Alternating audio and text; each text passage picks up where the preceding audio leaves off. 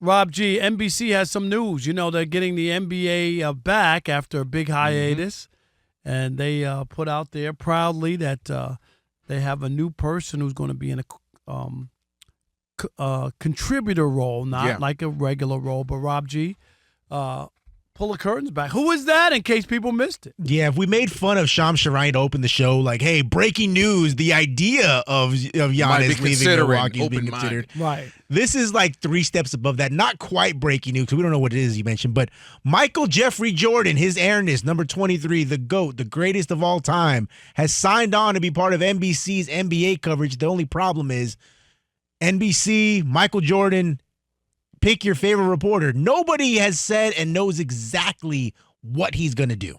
So he's going to be, the term is special contributor to the NBA. We're going to have to wait in NBC. We're going to have to see what it is, whatever this particular role is. It ain't a Tom Brady type announcement, Rob. 10 years and almost nearly $500 million. $375 million fully guaranteed. More than he made in the NFL. Like, ridiculous. Yeah, it ain't that type of situation, which obviously we don't know the money yet, but I mean where they announced like, hey, it's going to be a 10-year deal, $375. So this isn't that. I think just the magnitude of it was already big enough itself. Like just getting Michael Jordan, because he's kind of like the Loch Ness Monster, the Bigfoot. Like you don't see him, you never hear from him. He might pop up and smile for a commercial shoot, or he might pop up and smile in something. That's what made The Last Dance so crazy, was that somebody who normally, especially post-NBA, had become historically hidden and private, opened up and let us in a little bit, gave us some insight, gave him his thoughts on things, a multitude of things. And obviously it was, very much in favor of him, but still we didn't see that coming, that we would be able to have 10 episodes of access to Michael Jordan. I think there's a tendency to be like a little apprehensive because you haven't heard from him and so by, but I think the key part of this is contributing role, meaning we don't know what it's going to be. And I think if utilized correctly, this could actually be pretty cool, because he's been under the less is more, Rob, kind of a Jay-Z interview. Jay-Z doesn't do a lot of interviews. When he does, it kind of makes noise because, oh, shoot, we haven't heard from him in so long. And that's been Michael Jordan. So I think if Jordan is used in the right capacity, this could be all right. You don't use him every day and as an analyst. I don't think that's where he would be best suited. I want to hear a little bit more of this is where I took it personal, or laughing at Gary Payton thinking he was better than him. I want a little bit of the snarky, honest Michael Jordan. So I would hope if you get him on the court, doing a breakdown with SGA, you use a lot of the mid-range. I use the mid-range. I know more people use the mid-range. And they break it down. They talk a little smack, talk a little what I would have did to you back in the day, how I would have guarded you, some stuff like that, show a little bit of his personality. I think that would be great. Using him in that capacity, finding these ways to get him to pull some inside out of the player, having him do one-on-one with some older players, talking about the league where he's right in his comfort zone, right? And they get to talk smack and have fun. He sit him down with Reggie Miller, and they go at it how they used to go at it. Or sounds like NBA TV, filling hours. I just well, can't. That's a contributed role. I don't think he's going to just do necessarily play-by-play. No, I'm not saying that either. But I think star players have struggled, like really struggled on television. Okay, Tom Brady is not like hit it out of the park he's or a solid, natural. He's solid, but he's not a natural. He's not. A lot of people don't have just haven't gotten used to him yet. Like he's not a natural. Mm-hmm. But the other thing is, Joe Montana was a great player, was terrible. All right, in an analyst role. Dr. J was on NBC, was terrible. I could go on and on and on. Emmitt Smith. You remember when Emmitt Smith did football? Did you remember? But sometimes it was I'm just saying. I do, but sometimes it was just sitting there. No. Like we should have known.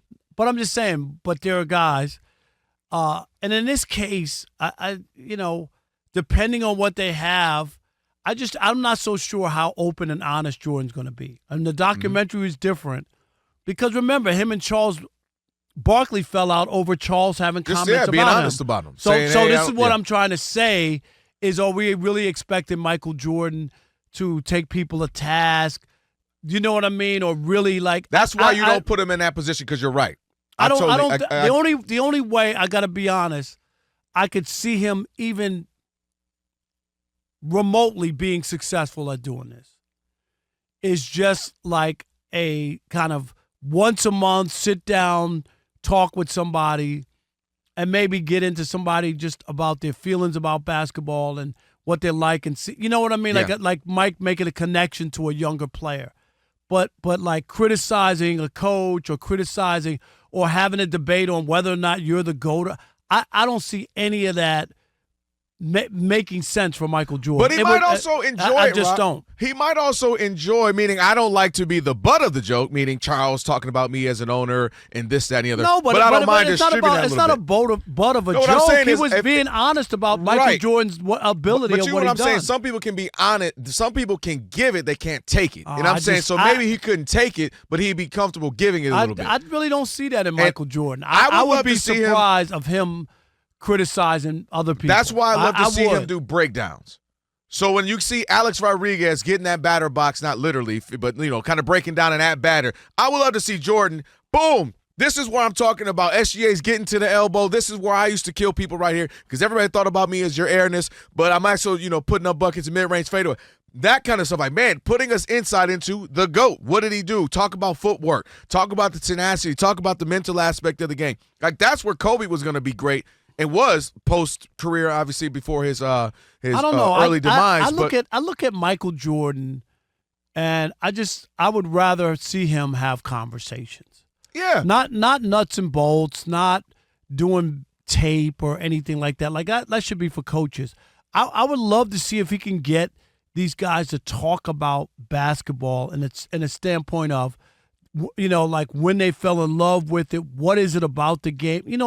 Like a little deeper dive into. See, I don't know, but that's where I actually will go to your normal take about think that'll be journalistic. See, journalistically, I think you get those people who know how to pluck and pry and ask great questions. I think for him, like right now, they're showing a warm up of Julius Randle right now. Like Michael Jordan talking about somebody's shot or comparing it. I think it's hard for him to compare his game to almost anybody in the standpoint of, well, you're this guy here, and now he's telling you about, well, how come you couldn't make that shot, or no, you don't do it like that. You do that. This is the I time. don't know. I would love to see him in the gym.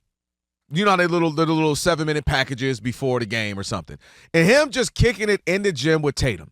Him just kicking it in the gym with SGA. All right, what's your work through? Walk me through this. Like you said, walk and talk a little bit. What's the mindset? Look, man, competition. Sometimes, hey, last year, I'm saying, let's say the Celtics get kicked out. I've been there before. It's when you lose and you didn't think what's that like? Who knew the Knicks were going to beat you? Jason Tatum telling about Jaylen Brown, telling about that.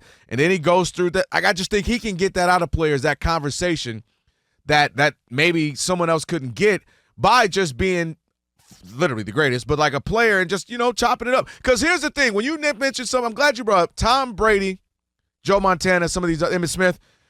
While he was playing, Jordan, and you were covering the league, Jordan was actually a good interview. He was a good get after the game. He would tell you what he thought. He was smooth. He was articulate. He was honest. Yeah, but he's also so far removed from it. And I think with his status, I do, as a billionaire and as that, like, do you really want to be on there where but that's what makes me think he does, Rob. Because he doesn't have to. He's already tucked away. But for him to come and do this, I think he wants to. I can't see him at the desk. I'm just being honest. Yeah.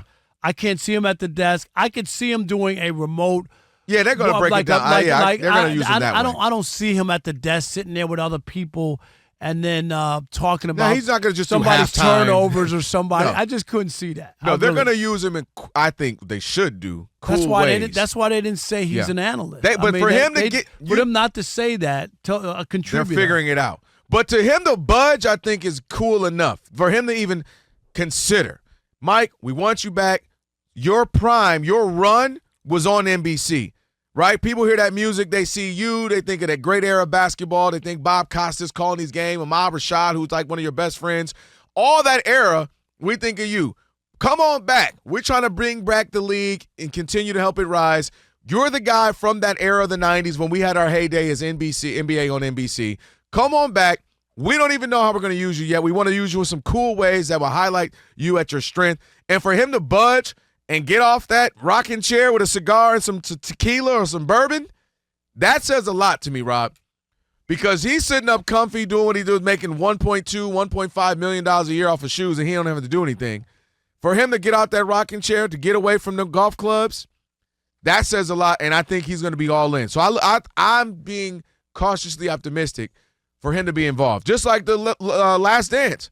For him to be like, all right, I'm going to give y'all access that I never give anybody, ended up being great. Yeah, but that was different because that's his story, and it was his chance to get at people. I'm just saying, it has to be a specific role. It's not like they could have easily said he's our new Charles Barkley. NBC could have said that, but they know that ain't that. They know that's not his role, and that's my point. Maybe he does a Isaiah Thomas, Magic Johnson sit down with Isaiah Thomas and Michael Jordan. Good luck.